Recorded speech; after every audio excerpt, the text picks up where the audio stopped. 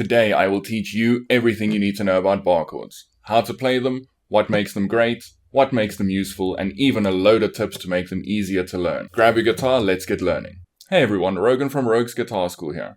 So, what is a bar chord? A bar chord is a movable shape where your first finger presses down across all the strings similar to how a capo would do it, allowing you to play chords in front of it. Why are bar chords useful? Well, there are dozens of chords that you cannot play in an open position and will require a bar chord to do. There are also loads of songs that you might want to learn that are going to include some of these chords. They're also very easy to use once you get the hang of them and allow you to play interesting chord extensions with very minimal effort. So gone are the days of hitting the simplify button on Ultimate Guitar. So how do we play a bar chord? Very easily, you're going to play your E major shape. But instead what you're going to do is you're going to move that shape up one finger so that your index finger is free. How that would look is middle finger, first fret of G, ring finger, second fret of A, and pinky, second fret of D, and you've got an E chord. Then you would like to take that shape, while holding that shape, move it up one fret, and then take your index finger and bar behind it. There you go, we've moved up to an F chord. Now you can take that, move it up to the third fret, got a G chord, fifth fret, A chord, etc. The second common bar chord position is going to be the A minor shape. So what you would like to do, similar to your E major chord, is just move that up one finger so that your index finger is free. So that means it's going to be middle finger, first fret of the B string, ring finger, second fret of D, and pinky finger, second fret of G, and you've got an A minor chord. Now move that up one fret and take your index finger and bar behind it.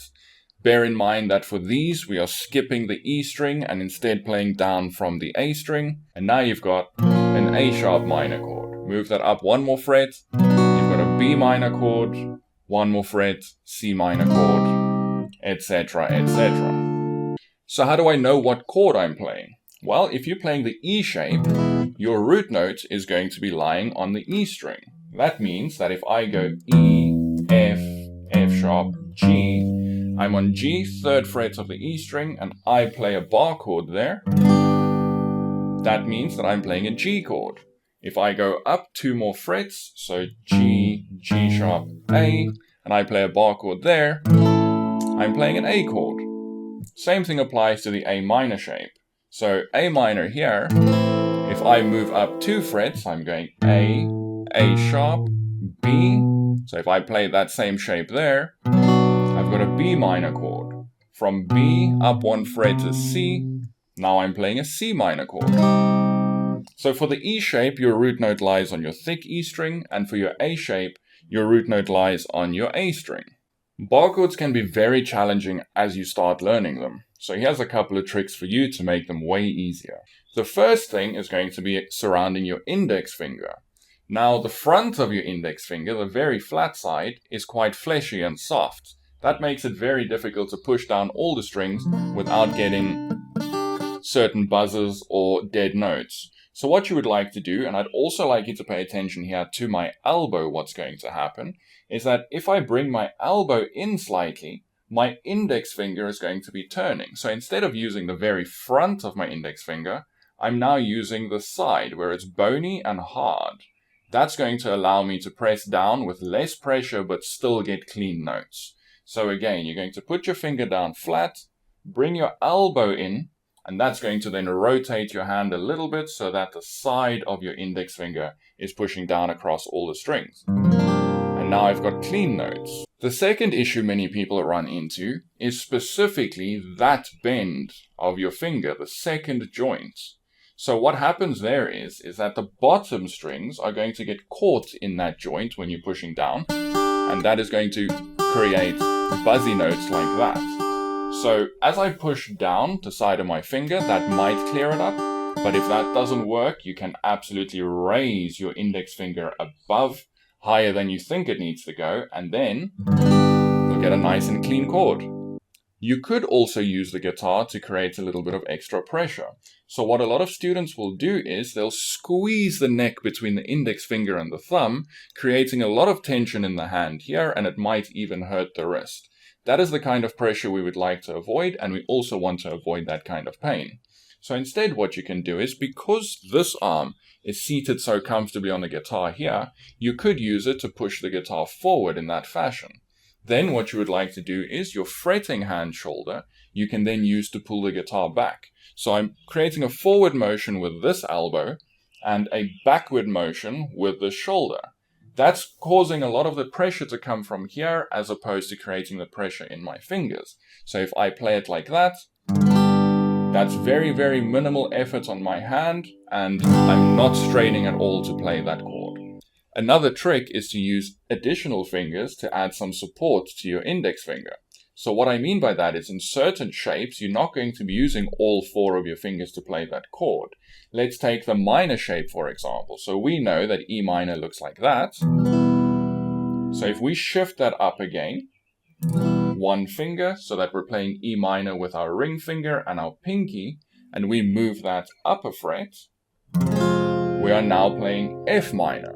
But look at what naturally happens for me. My middle finger, that's currently not playing a chord, is going and lying on top of my index finger. So with both my middle finger and my index finger, I'm creating a downward pressure. So the middle finger is currently supporting my index finger to create this chord. So if I move that up again, 3rd fret, we know that that is a G note. If I play that shape, I'm now playing a G minor. Same thing applies. 5th fret, we know that that note on E is an A note. I'm playing an A minor. As you can see, as I move around, my middle finger stays on top of my index finger, and that's creating downward pressure. So by pulling the guitar forward and then pushing back with my shoulder, as well as adding 2 fingers on top of each other, I've made that chord a lot simpler for myself to play. Hey, come closer. No, even closer. If you found this useful, be sure to subscribe. Let's look at what makes bar chords exceptionally awesome. Not only can you play a major chord and a minor chord, but with slight variations you can play very interesting chords like 7ths, minor 7ths, major 7ths, and so on. So in the E-shaped bar chord, let's look at the various chords we can play and how to play them. Here we go. Firstly, we've got our major chord, as we learned when we started out, and that sounds like this. Then, in that same shape, by lifting up our middle finger, we're creating a minor chord. In that same minor shape, if you lift up your pinky finger, you create a minor 7th chord. Then if we place our major chord back down, and then lift up our pinky finger, we've created a dominant 7th chord. And now looking at our minor shape, if we play the minor shape, we've just got a regular minor. From that shape, if we lift our pinky finger, we've created a minor 7th. If we place our pinky finger down 1 fret ahead of our middle finger, we've created a dominant 7th. And if we take our middle finger and place that down 1 fret behind these 2 fingers, in between, we've created a major 7th chord. Now, in the E-shaped bar chord, you can also play a major 7th, and that looks like this. But that is very impractical to play, especially if you're switching to it. It's always going to be easier to play a major 7th in your A shape. The same thing applies backwards. In your A shape, you can play a major chord, a regular major, but that's going to require a double bar where you're barring with your 3rd finger as well. So that is also quite impractical to play, and possibly one of the most difficult bar chord shapes to learn. It's not something you won't learn, it's just something that I'd recommend you learn later on once finger strength has come into play. Lastly, here are a couple of chord progressions you can use that make learning these chords far simpler.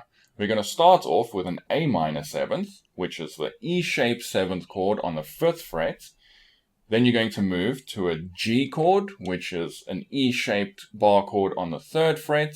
You're going to move to an F chord, which is the E-shaped bar chord on the 1st fret, and then you will play an E7th. Altogether, that sounds like this.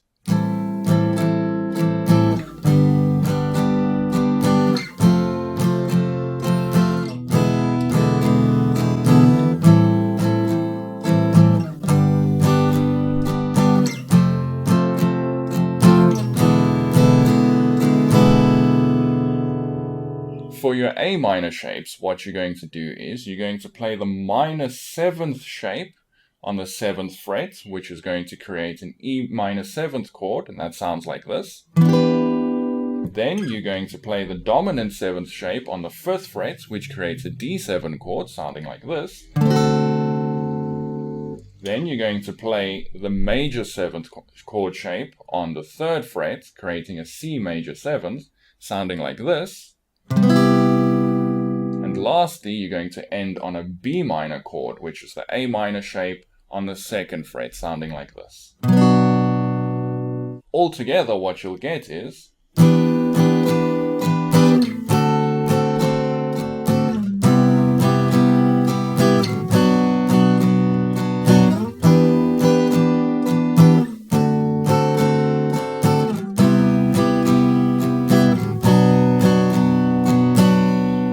And that's it for bar chords. Just keep practicing. The strength in your hand that it takes to play bar chords takes a while to build up. But there's no reason that you shouldn't start trying now.